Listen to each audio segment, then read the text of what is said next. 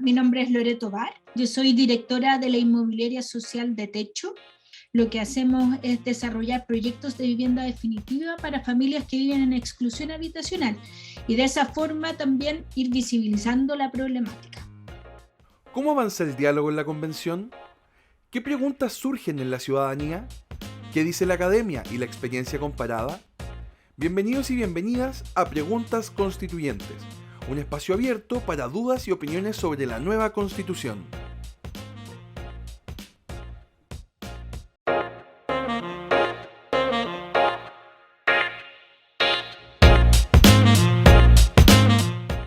Mira, yo destacaría tres cosas. La principal de ellas es la relevancia que le da la Constitución al tema de la vivienda por la importancia que tiene en la vida y en el desarrollo de las personas. El asegurar la vivienda, sobre todo a los grupos que viven en exclusión habitacional, me parece que es clave para lograr también una sociedad más cohesionada, más equitativa.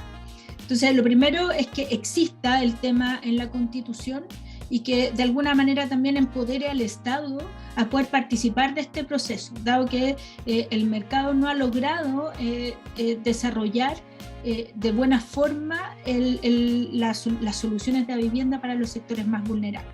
Eso como primer como aspecto positivo. El segundo aspecto que me parece relevante es que también el Estado tenga un rol en la gestión del suelo y de alguna manera en la creación de este banco de suelo, en asegurar suelo para los sectores vulnerables. O sea, creo que eso sin duda es un tema clave y que nos permite hacer efectivo el desarrollo de este derecho.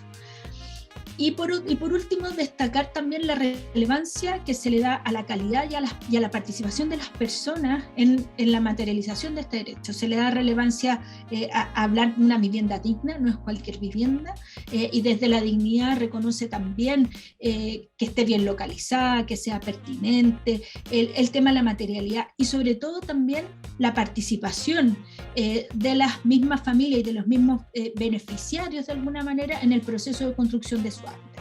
Entonces creo que eso reconoce estos tres aspectos. Por un lado el rol del Estado, ¿no es cierto?, en el desarrollo de las viviendas sociales o de interés social con foco en los vulnerables. Por otro lado el suelo como uno de los principales elementos para poder materializar este derecho y la participación y la visibilización de las personas como sujetos de este derecho y como protagonistas también en la construcción de su hábitat. Esos son como los tres aspectos que me parecen más destacables.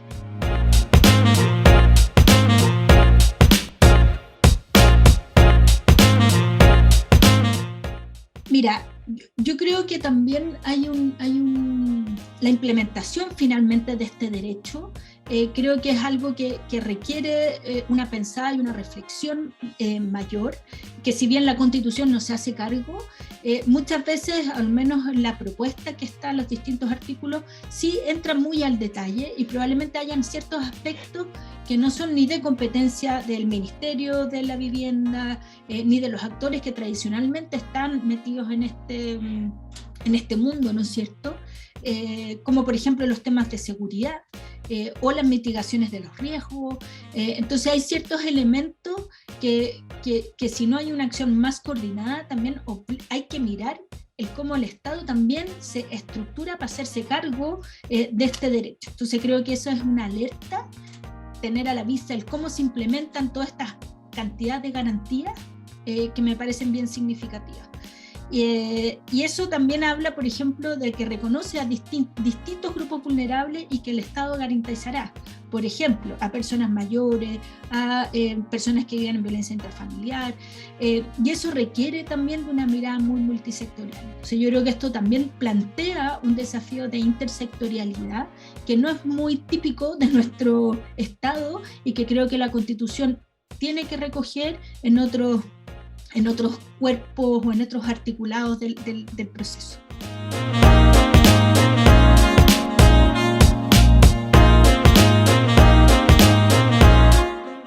Mira, la verdad es que, como te decía al principio, dentro de los beneficios es súper clave que esté considerado. si bien la discusión es que si ponemos mucho énfasis, o hacemos como esta constitución muy maximalista, donde garantizamos muchos derechos, probablemente tengamos problemas también en el ajuste de expectativas. Hay que reconocer que si uno no tiene un techo, un lugar donde refugiarse, finalmente el desarrollo de esa persona parte con brechas muy significativas. Entonces las implicancias que tiene no son solo una implicancia de un contexto físico, sino que también de un resguardo, de que los niños puedan estudiar adecuadamente, de condiciones de salud. O sea, finalmente los rezagos que existen por no tener un techo son significativas. En este sentido, el contar con la vivienda va a permitir este desarrollo más integral, va a permitir en el fondo cierta equidad en el acceso también a los bienes y servicios que la ciudad ofrece.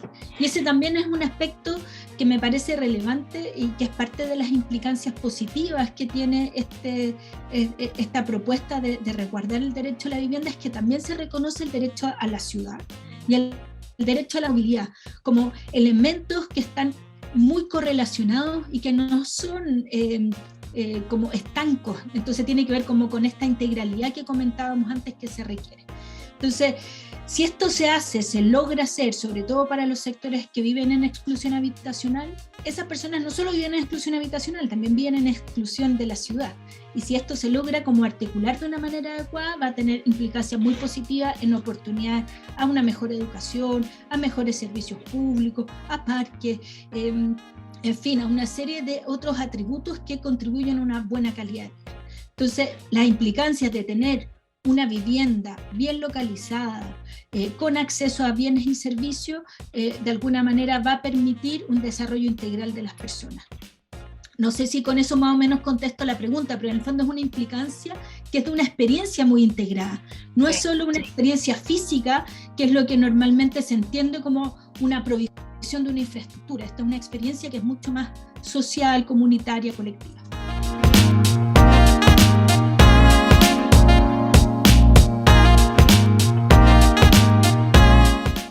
Mira, primero darles mucho ánimo, creo que están en un tremendo desafío.